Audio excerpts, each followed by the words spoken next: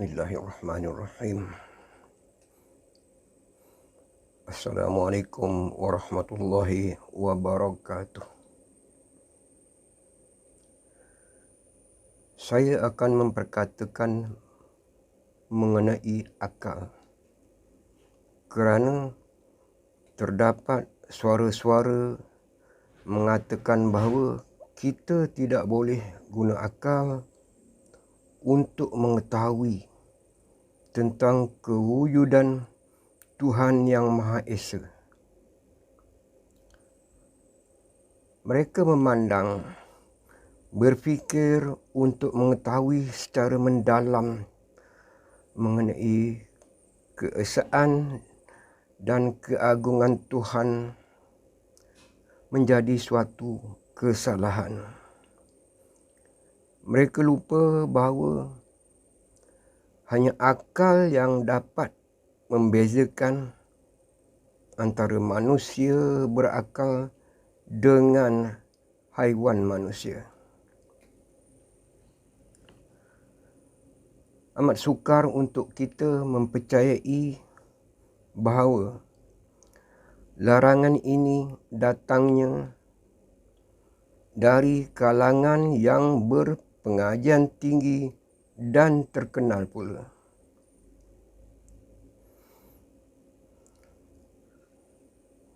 Saya akan menyebut suatu hadis dari kitab Al-Awsat.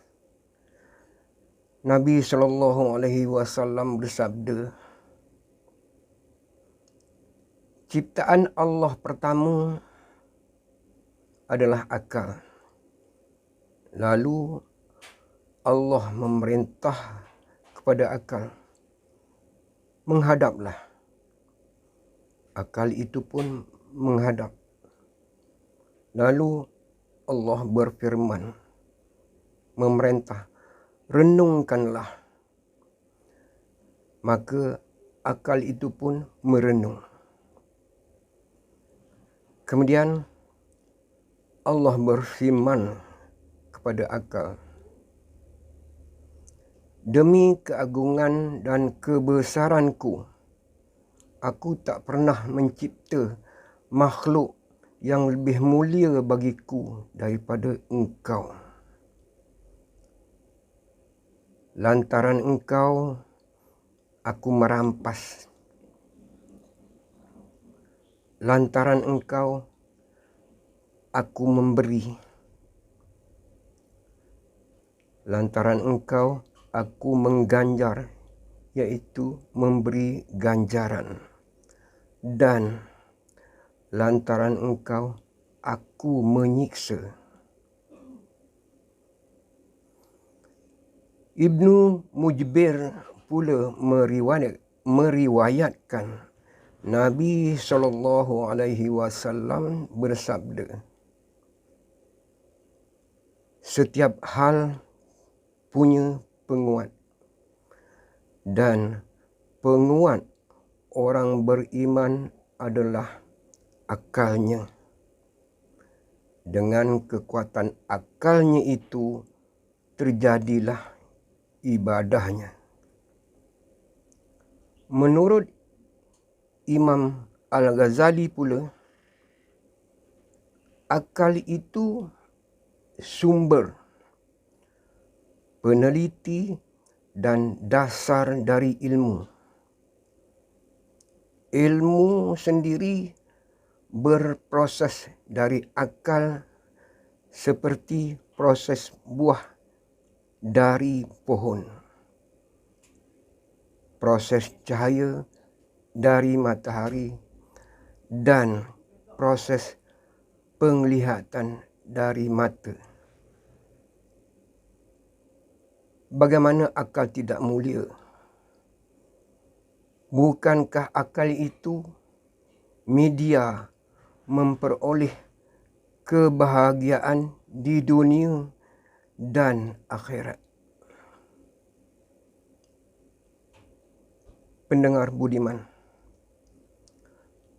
dalam Al-Quran juga terdapat tidak kurang dari 500 sebutan firman Allah Subhanahu wa Ta'ala yang mempunyai kaitan supaya manusia mengguna akal dan berfikir. Firman Allah surah Al-Qalam ayat 36 bermaksud, apa yang terjadi dengan akal kamu? Amat jelas. Allah Maha mengetahui kerana Allah yang mencipta manusia. Allah berfirman dalam surah An-Nisa ayat 59 bermaksud, jika kamu berlainan pendapat tentang sesuatu, maka kembalilah ia kepada Allah, iaitu Al-Quran dan Sunnah Rasul. Jika kamu benar-benar beriman kepada Allah dan hari kiamat. Yang demikian itu lebih utama bagimu dan lebih baik kesudahannya.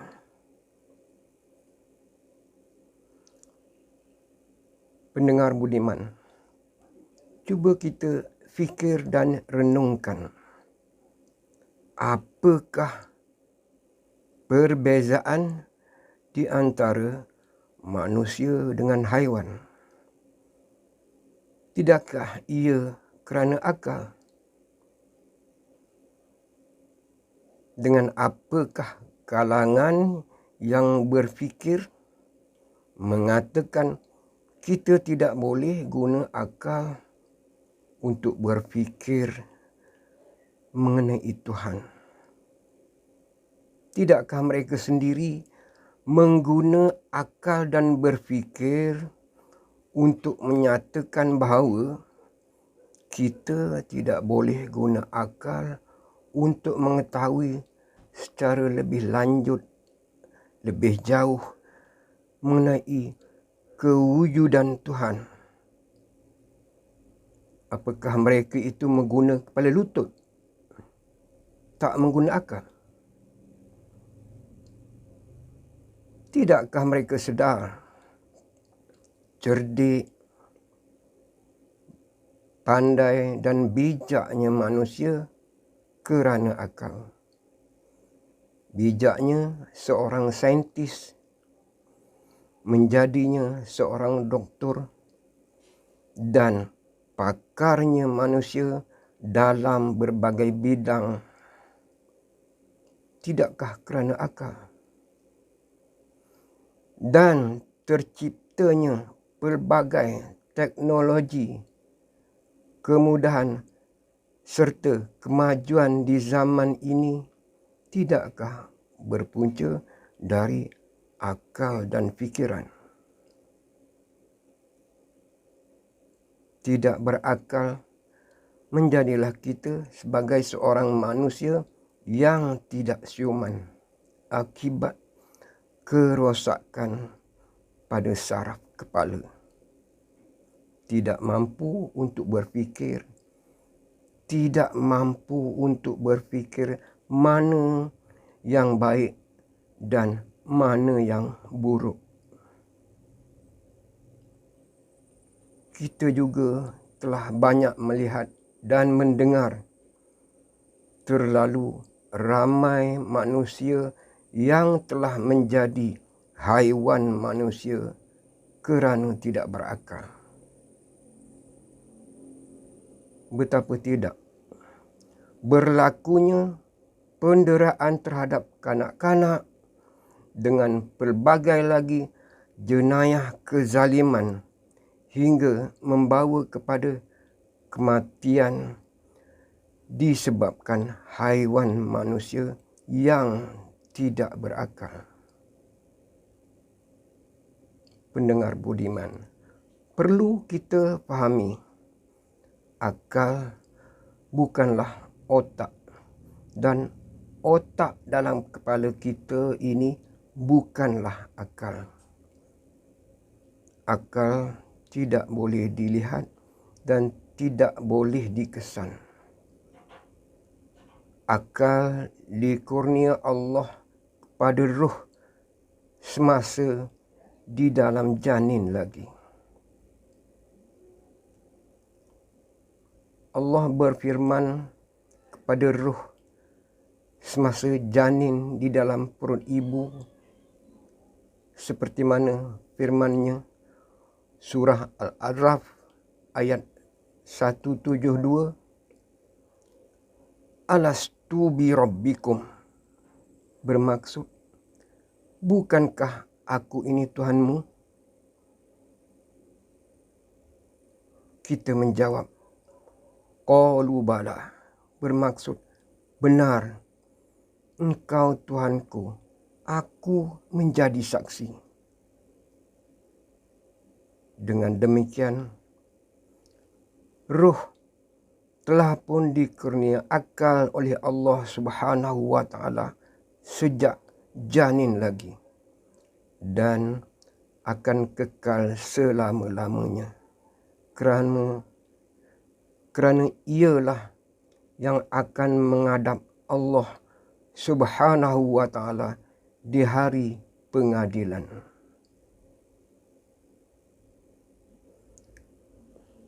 Apabila kita dilarang guna akal, bererti kita akan menjadi haiwan manusia. Kerana haiwan hanya mempunyai naluri dan tidak dikurniakan akal oleh Allah. Adakah kita mahu dikategorikan sebagai haiwan, iaitu haiwan manusia? Seharusnya kita disaran mengguna akal, berfikir dan merenung jauh, memandang kejadian alam, memikir kejadian diri yang akhirnya akan mendekatkan diri kita dengan Allah Subhanahu wa Ta'ala, Maha Pencipta. Ia juga menjauhkan diri dari terjebak dengan ajaran-ajaran tidak benar seperti Syiah, Wahabi dan lain-lain yang bukan ajaran Islam, dari ulama, dari imam, dari para sahabat, dari Nabi SAW, dari Allah Subhanahu wa Ta'ala. Pendengar budiman, dengan akal kita boleh berfikir dari mana datangnya kita, asal usul kita. Kita boleh berfikir datangnya kita dari perut ibu kita. Ibu kita datang dari perut ibunya atau nenek kita. Nenek kita datang juga dari perut ibunya. Dan begitulah seterusnya sehingga kepada hanya Siti Hawa sahaja dicipta Allah dari Nabi Adam alaihi salam. Seperti mana firman-Nya surah Az-Zumar ayat 6 bermaksud, Dia menciptakan kamu dari diri yang satu. Kemudian Dia menjadikan daripadanya istrinya. Allah Subhanahu wa Ta'ala menurunkan wahyu kepada junjungan kita Nabi Muhammad sallallahu alaihi wasallam yang termuat di Al-Quran supaya manusia menjadi baik dan sempurna, bukan haiwan manusia yang hanya menurut hawa nafsu bisikan iblis hingga kita menjadi syaitan manusia. Gunalah akal dan berfikirlah dengan sebaik-baiknya. Jangan sampai kita digelar manusia tidak berakal, sebagaimana yang ramai terdapat sekarang ini. Sesal dahulu pendapatan, sesal kemudian tidak berguna. Assalamualaikum warahmatullahi wabarakatuh.